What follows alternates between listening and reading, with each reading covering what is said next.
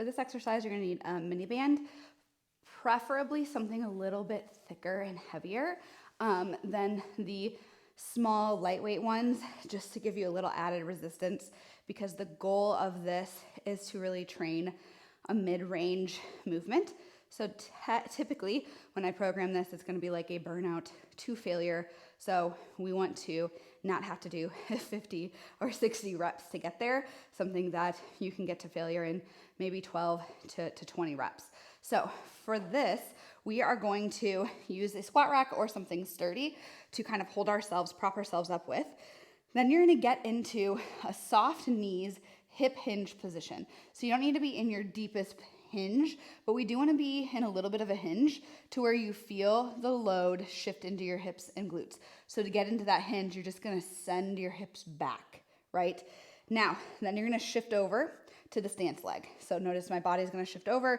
I'm gonna turn my body towards that leg, and then I'm going to keep all my weight on this leg. Now this is going to be the moving leg, but when you're doing this exercise, you are loading both hips at the same time.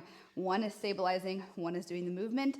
So this is why when you do this exercise, you need at least a 30 to 60 second rest break in between going over to the other side. Now from here, you're gonna go out to a 45-degree angle. So you can go out and tap. Most of the time, I just like to come out straight out to the side. A lot of people will find their hip doing this.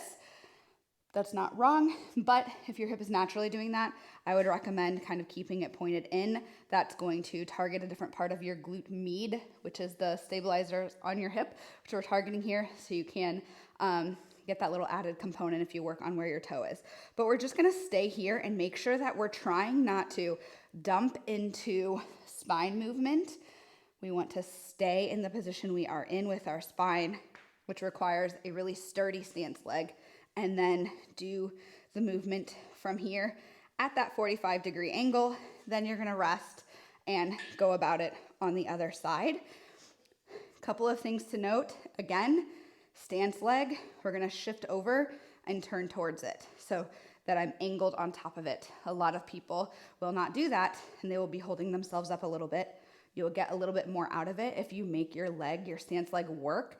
That is half of the benefit of this exercise.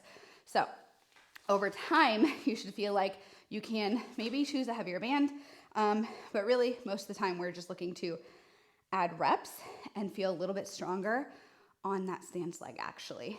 And that should help you with pretty much everything you do, but especially with walking and running and any sort of athletic movement as well.